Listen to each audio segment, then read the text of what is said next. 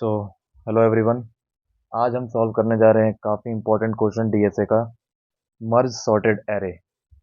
तो मैं यहाँ लीड कोड के जो 150 क्वेश्चंस की लिस्ट है इंटरव्यू की, वो सारे कवर करूँगा अपने हर एक वीडियो में। तो उसका पहला क्वेश्चन है मर्ज सॉर्टेड एरे। हालांकि वो एग्जैक्ट लीड कोड वर्जन वाला क्वेश्चन नहीं है ये, वो मैं नेक्स्ट वीडियो में कवर करूँगा। पहले मैं ये बेसिक मर्ज सॉर्टेड एरे वाला वर्जन जो है वो कवर करूँगा, ताकि इंट्यूशन आपका बिल्ड हो जाए, आपको सोचना आ जाए कि आप कैसे थिंकिंग डेवलप करेंगे इस टाइप के क्वेश्चन की। तो क्वेश्चन स्टेटमेंट पढ़ते हैं। नम्स वन हमें दिया गया है, सॉर्टेड फॉर्म में है वो। नम्स टू दिया गया है, वो भी सॉर्टेड फॉर्म में है। जो फाइनल एरे हमारा बनेगा वो इन दोनों को मर्ज करके वो भी सॉर्टेड फॉर्म में आएगा। तो किसके किन किन कंपनीज में पूछा ये? मेटा, अमेजॉन, स्क्वायरस्पेस, इन सारी कंपनीज ने पूछा ये, और रिपीटेड बेसिस पे पूछा है। देखते हैं अप्रोच कैसे करते हैं इस सॉल्यूशन को, इसके क्वेश्चन को। मैं टाइम कॉम्प्लेक्सिटी, स्पेस कॉम्प्लेक्सिटी सब डिस्कस करूंगा एंड में। पहले हम जानते हैं कि कैसे अप्रोच करें इस क्वेश्चन को। तो देखते हैं। यहाँ हमें नम्स वन दिया गया है, नम्स टू दिया गया है।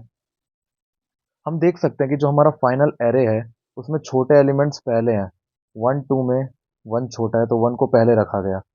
टू थ्री में टू छोटा है तो टू को पहले रखा गया। तो हमें ट्रैक रखना पड़ेगा एलिमेंट का। हम ये देख सकते हैं, हर एक पॉइंट पे हमें ट्रैक रखना पड़ेगा। तो दो इसके लिए दो पॉइंटर्स इनिशियलाइज कर लेते हैं। पहले के लिए आई ले लेते हैं हम, दूसरे एरे के लिए जे ले लेते हैं हम, इनिशियली एट इंडेक्स 0। अब क्या करेंगे? अब कंपैरिजन करेंगे। वन और टू में कौन सा छोटा एलिमेंट है? वन। तो वन को हमने पुश किया फाइनल एरे में, और आई को हमने आगे बढ़ा दिया। क्योंकि अब इस एलिमेंट का हमारा काम खत्म हो गया तो हमें आई को बढ़ाना पड़ेगा। अब फिर रिपीट करते हैं। आई इक्वल टू वन और जे इक्वल टू 0। थ्री और टू में छोटा कौन है? टू। टू छोटा है तो टू को हमने आगे बढ़ाया, और जे पॉइंट टू को हमने पुश किया और जे पॉइंटर को आगे बढ़ाया। सिमिलर प्रोसेस हमें रिपीट करना है। थ्री और फोर में छोटा कौन है? थ्री छोटा है तो थ्री को हमने पुश किया और आई को आगे बढ़ाया। अब अगेन, अब फोर और फोर ये दोनों इक्वल एलिमेंट्स है, तो मैं किसी को भी पुश कर सकता हूँ, किसी को भी आगे बढ़ा सकता हूँ। तो मैं आई को पुश करके आगे बढ़ाऊंगा।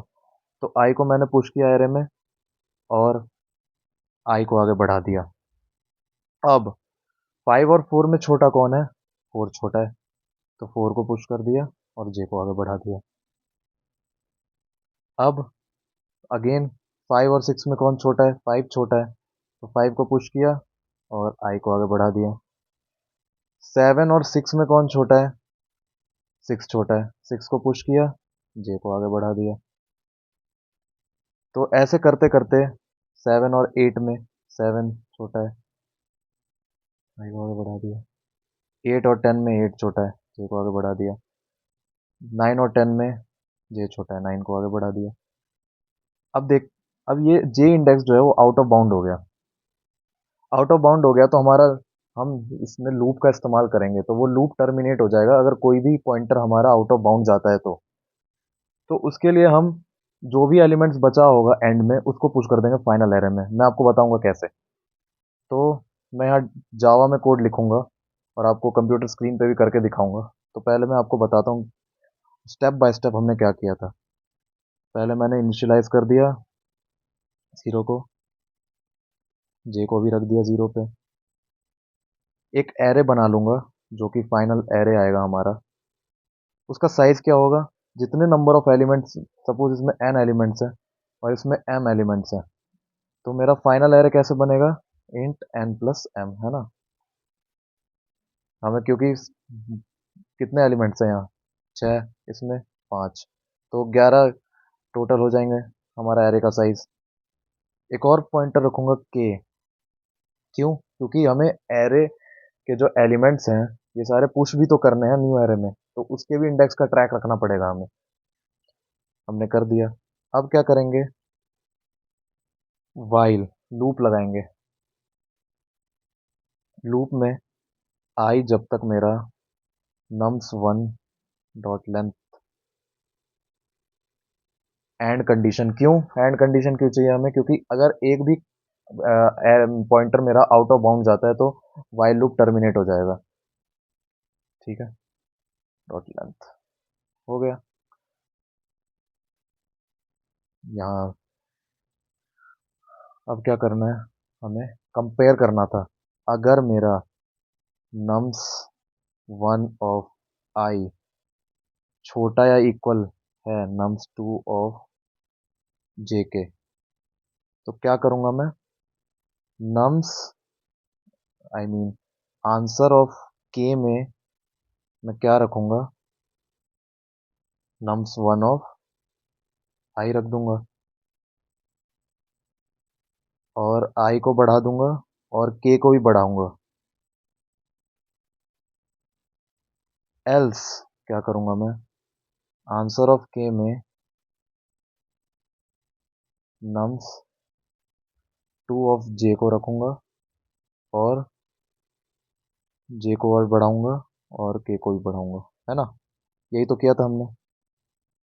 ठीक है, अब एंड में मान लो कोई भी, जैसे यहाँ जे आउट ऑफ बाउंड गया था तो आई के एलिमेंट्स हमें ऐड करने थे, तो एक लूप और लगाऊंगा जब तक मेरा आई नम्स,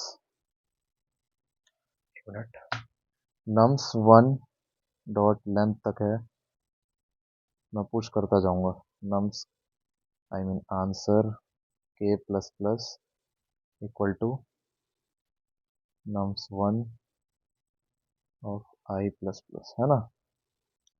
सिमिलरली जे के लिए भी यही करूंगा, while j nums two dot length answer of के plus plus nums two of J plus plus.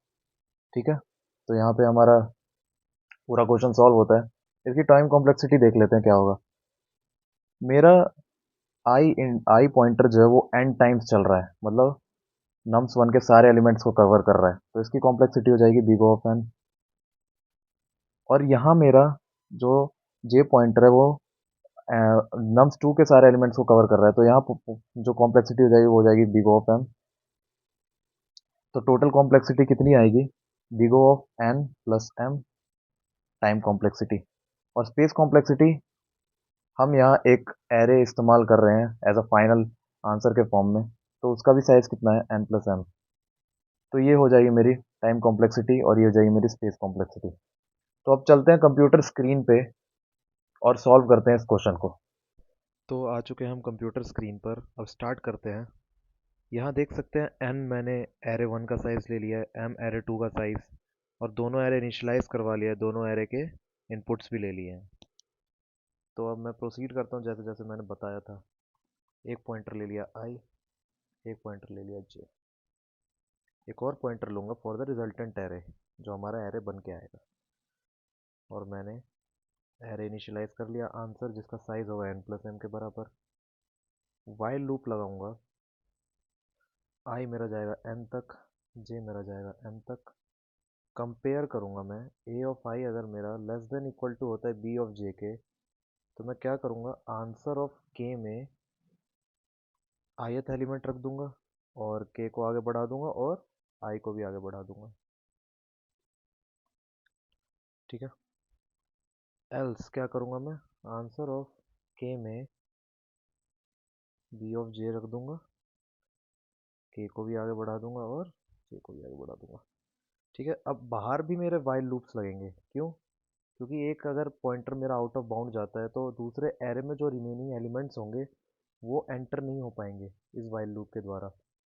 तो उसके लिए मैं दोबारा से वही सेम एन तक जाएगा आई पॉइंटर मेरा, और आंसर ऑफ के प्लस प्लस इक्वल टू क्या कर दूंगा, ए ऑफ आई प्लस प्लस। ये ये जो स्टाइल है ना, इसको मैं इस तरह से भी लिख सकता हूँ, सिमिलर। सिमिलरली फॉर दूसरा एरे के लिए एम तक जाएगा और आंसर ऑफ के plus plus equal to B of J plus plus, है ना, हो गया। अब मेरे को डिस्प्ले करवाना है एरे को, तो मैं एक लूप लगा लूँगा, L equal to zero, L less than कौन से, आंसर डॉट लेंथ के बराबर जो होगा, और एल प्लस प्लस। क्या करूँगा मैं, system dot out dot print answer of L plus space देके, ठीक है।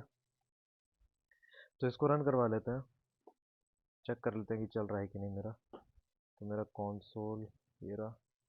तो एक एरे का साइज मैं लेता हूँ 5, दूसरे का 6, तो 1 3 5 7 9, ये हो गया पहले एरे के एलिमेंट्स। दूसरे एरे के एलिमेंट्स लेता हूँ 2 4 7 8 9 9। तो ये देखो मेरा जो आउटपुट एरे आया वो पूरा सॉर्टेड फॉर्म में है, ठीक है। तो ये थी आज की वीडियो, मिलते हैं नेक्स्ट वीडियो में। तब तक के लिए पढ़ते रहिए, कीप कोडिंग कीप लर्निंग।